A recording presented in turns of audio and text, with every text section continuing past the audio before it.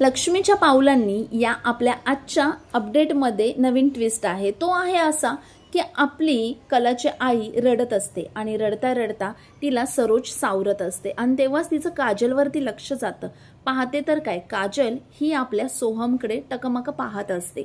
आता आपण गेलोय कशासाठी याचा भानच नसतो। आपली कला तिथे ऍडमिट आहे म्हणून गेलेलो आहोत, पण हे सगळं कलाची आई संगीता हे पाहत असते आणि तिला या गोष्टीचा अत्यंत राग येतो। ती पाहते तर काय, सोहम सुद्धा तिच्याकडे पाहत आहे। आता तिला खूप राग येतो आणि ती पटकन आपल्या काजलकडे जाते आणि तिचा हात ओढून तिला खणकवते की आपण आलोय कशासाठी, जरा तरी या गोष्टीची लाज ठेव। तुझं इथे काय तमाशा चाललेला आहे, जे केलंयस ते खूप नाही झालं का, तुला इकडे आणलं हीच माझी चूक झालेली आहे, अगं जरा तरी लाज ठेव असं बोलून थोडंसं ती तिला दोन फटके मारल्यासारखे करते। आणि हे मात्र तिकडून सोहम पाहत असतो।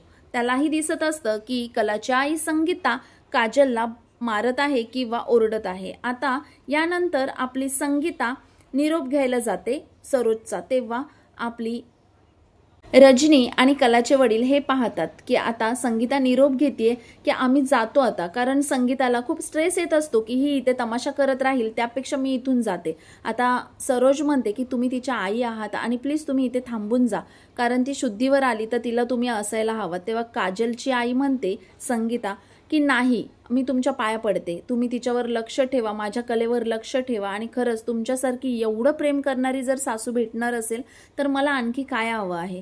आता तिकडून ती निरोप घेऊन निघून जाते। आता यानंतर ना आपली रोहिणी तिकडून पळत पळत येते आणि म्हणते सरोज वहिनी, बिचारी कला, अगं काय चाललंय हे सगळं, कलाचा आजार पण वाढतच चाललाय, कमी होतच नाहीये। रोहिणी म्हणते अद्वैत आला नाहीये का अजून हॉस्पिटलला। तेवढ्यात आपल्या सरोजचं लक्ष तिच्या पदरावर जातं आणि बघते तर काय हळद। तेव्हा ती म्हणते नाही, अजून अद्वैत आला नाहीये। आणि सरोज विचारते की हळद साडीवर कशी काय आलेली आहे तुझ्या। तेव्हा आपली रोहिणी म्हणते काय, अगं मी तुला म्हटलं होतं ना, मी माझ्या मैत्रिणीकडे गेले होते, तिथे सांडली माझ्या साडीवर हळद। तेव्हा सरोज म्हणते तू चक्क किचनमध्ये गेली होतीस। तर रोहिणी म्हणते अगं तसं नाही ग, पण तेवढंच सरोज म्हणते पण काय। आता हे बोलताच तिच्या तोंडावर 12 वाजतात आणि तेवढ्यात ती वाचली जाते की तिकडून अद्वैत पळत पळत येतो आणि सरोजला विचारतो की कला कुठे आहे। रडत रडत तो विचारतो आणि तेवढ्यात हा विषय तिथेच टाळला जातो। अद्वैत आईला म्हणतो खरे खरे कुठे आहे। तेवढ्यात अद्वैत खिडकीतून पाहतो तर आपल्या कलाला सलाईनमध्ये औषध द्यायचे चाललेले असतात आणि तेव्हाच औषध देऊन डॉक्टर बाहेर येतात आणि मग तेव्हा आपला अद्वैत डॉक्टरांना रिक्वेस्ट करतो की डॉक्टर मी 5 मिनिटं भेटू शकतो का तिला, मी तिचा नवरा आहे। तेव्हा डॉक्टर म्हणतात हो नक्की तुम्ही भेटू शकता। डॉक्टर म्हणतात तुम्ही जाऊ शकता, पण पेशंट डिस्टर्ब होणार नाही याची तुम्ही काळजी घ्यायची। अद्वैत म्हणतो हां ओके, आणि असं बोलून तो पटकन आतमध्ये जातो। आता अद्वैत तिला पाहून रडायला लागतो आणि म्हणतो ए खरे उठ, नाटकं करू नकोस, बस झाली तुझी ॲक्टिंग, बस झाली, आणि 1760 कामं असतात तुला, ती कोण करणार, असं झोपून तुझी कामं होणार आहेत का, उठ ना खरे, बाकीच्यांना फसवू शकतेस तू, मला फसवू शकत नाहीस, उठ म्हणतोय ना मी, बस झाली तुझी नाटकी, उठ ना, फक्त बोलण्यात जोर आहे तुझ्या, बाकी काही नाही, मी शेवटचं सांगतोय खरे, उठ म्हणून, लवकर उठ, तुला माहिती आहे ना खरे मला हॉस्पिटलमध्ये यायला आवडत नाही, मी येणार नाही खरे, लवकर उठ। एवढं सगळं बोलून झाल्यावर रडत रडत तो स्टूलवर बसतो आणि म्हणतो की मनमानी करायची सवय लागली आहे तुला, बस बाकी काही नाही। आता तो तिच्या बाजूला बसून भांडणाबद्दल बोलत राहतो। खरे तुला आठवतंय का आपलं आत्ताचं लेटेस्ट भांडण, मोठं भांडण, राहुलला शोधायला त्याच्या मागे एकटीच निघून गेली होतीस मला न सांगता, परत तू तेच केलंस, दिल्लीला निघून गेलीस मला न सांगता। तसेच खरे सुद्धा ओरडले होते ना तुझ्यावर की जावई बापूंशी असं वागू नकोस म्हणून। खरे खरे उठ ना, मला ज्यावेळेस पहिल्यांदा अस्थमा अटॅक आला होता तेव्हा तू काय केलं होतंस, तेव्हा तू किती धडपड केलीस, पैसे नव्हते तुझ्याकडे तरीसुद्धा तू किती धडपड केलीस, तोपर्यंत तू तिथे होतीस जोपर्यंत मला बरं वाटत नाही, आणि मला डिस्चार्ज मिळाला आणि तुला अटॅक आला, मग आग लागली तेव्हा सुद्धा तू मला पटकन रिक्षातून घेऊन गेलीस हॉस्पिटलला।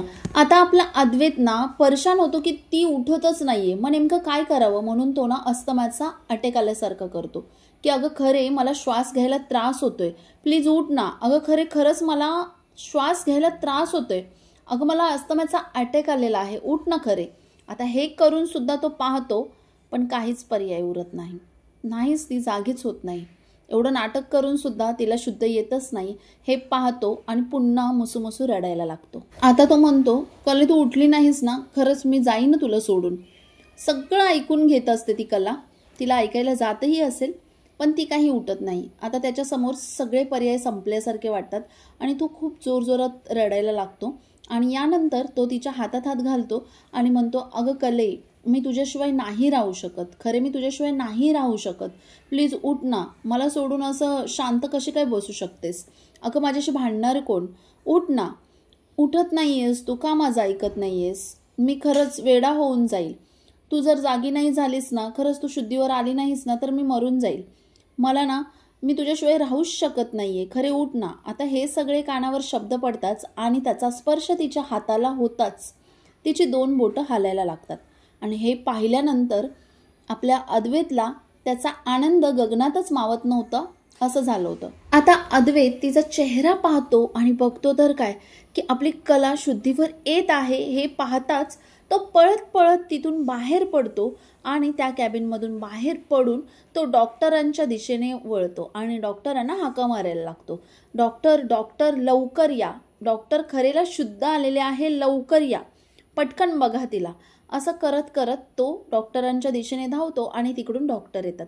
आता डॉक्टर आल्यानंतर बघतात तर काय की खरंच पेशंटला शुद्ध आलेले आहे, त्यांनी रिस्पॉन्स दिलेला आहे. तेव्हा डॉक्टर म्हणतात की आपण जी त्यांना ट्रीटमेंट सुरू केलेली आहे ना, त्या ट्रीटमेंटला त्यांनी सपोर्ट केलेला आहे.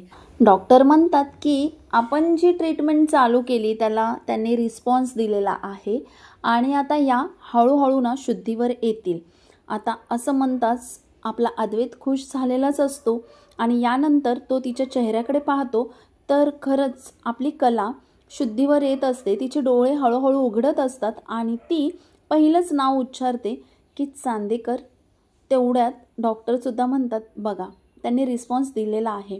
आता तो एवढा खुश होतो की तो डॉक्टरला म्हणतो की खरंच डॉक्टर थँक्यू, माझी बायको शुद्धीवर आली, डॉक्टर थँक्यू. आणि यानंतर तो त्यांना मिठी मारतो आणि नंतर कलाला सुद्धा जाऊन तो पटकन मिठी मारतो. तर डॉक्टर म्हणतात असं करू नका, कारण की ते शुद्धीवर आले, त्यांना परत त्रास व्हायला नको. तो एवढा खुश होतो आणि म्हणतो खरंच थँक्यू डॉक्टर, माझी बायको शुद्धीवर आली. मी आता सगळ्यांना सांगून येतो की माझी बायको शुद्धीवर आलेली आहे. तो घट्ट मिठी मारतो तिला आणि ती पण खुश होते की चांदेकरला किती खुशी झालेली आहे, मी शुद्धीवर आली आहे त्याची. डॉक्टर म्हणतात सगळ्यात महत्त्वाचं म्हणजे त्यांची एवढी क्रिटिकल कंडिशन होती, त्यातही त्यांनी आपल्या ट्रीटमेंटला सपोर्ट केलेला आहे. त्यामुळे खरंच खूप छान वाटतं आहे आणि आता त्या बऱ्या होतील. आता तेवढ्यात तो म्हणतो की मी सगळ्यांना बाहेर सांगून येतो की आपली कला शुद्धीवर आलेली आहे, माझी बायको शुद्धीवर आलेली आहे. आता तेवढ्यात ना ती म्हणते चांदेकर, पुन्हा हाक मारते. तेव्हा डॉक्टर म्हणतात की तुम्ही कुठे जाऊ नका, मी आहे, मी सांगतो त्यांना, तुम्ही यांच्याजवळ थांबा, तुम्ही यांच्याशी बोला, ह्या काय म्हणतायत बघा. आणि तिथून डॉक्टर निघून जातात आणि यानंतर आपला अद्वैत तिच्याशी बोलत राहतो. ती त्याला पाहून म्हणते, चांदेकर मी शुद्धीवर आली आहे तर तुला किती आनंद झालेला आहे. म्हणजे मी बेशुद्ध होती तेव्हा तू एकटाच इथे माझ्या उशाशी बसून होतास का? चांदेकर म्हणतो, हां मी होतो बसून, पण त्यामागे एक कारण आहे. तर तेव्हा कला म्हणते की माझ्या बाजूला बसायला तुला कारण लागतं? तर तो म्हणतो, हो त्यामागे तसंच कारण आहे. तू काय फार वेळ बेशुद्ध राहणार नव्हतीस हे मला माहीतच होतं. म्हणजे ना तू एवढ्या वेळ शांत बसू शकत नाही, तू कसं बडबड केल्याशिवाय शांत कशी बसशील ना. आणि हो, मी जर इथे नसतो आणि जर मी तुला दिसलो नसतो तर तू मला म्हटली असतीस शुद्धीवर आल्यावर की चांदेकर तुझ्याकडे माणुसकी पण नाही आहे का रे. कला म्हणते एवढंच कारण होतं का, चुकून तुला माझी काळजी वगैरे काही वाटली नाही का? तेव्हा अद्वैत म्हणतो, चुकून काळजी वाटायचं काय, तू तर माझी बायको आहेस, काळजी तर वाटणारच ना. आणि तू माझी बायको आहेस तर काळजी वाटणार नाही का? काळजी वाटणारच ना. तुला अशा अवस्थेत पाहायची सवय नाही आहे आणि तू एवढा हलगर्जीपणा करतेस ना की त्यामुळे तुला हे सगळं भोगावं लागलं. आणि ना जेव्हा बेशुद्ध होतीस ना तेव्हा तुला आरसा आणून दाखवायला पाहिजे होतं. आता तो म्हणतो मी सगळ्यांना जाऊन बाहेर सांगतो आणि तो तिथून जातो. तर इकडे पाहूया, इकडे आपली संगीता आपल्या काजलला खूप ओरडत असते की काय ग, जिथे जाईल तिथे तू तमाशाच करते, चुकलं, माझंच चुकलं, माझ्या कलेला तुमच्यामुळे त्या नयनीमुळे पहिला त्रास झालाय आणि आता तुझ्यामुळे तिला त्रास होईल. आत्ता कुठे माझ्या कलाचं चांगलं होतंय, बिचारी तिथे ती ॲडमिट आहे, तिला बघायला गेलोय, तर तू तिथे काय करतेस? टकामका त्या सोहमरावांकडे बघतच बसलेस. थोडी पण लाज नाही वाटत काय ग? जेवढं पेरून ठेवलंयस ते काही कमी आहे का? आता हे ऐकल्यानंतर काजल तिथून निघून जाते रडत रडत.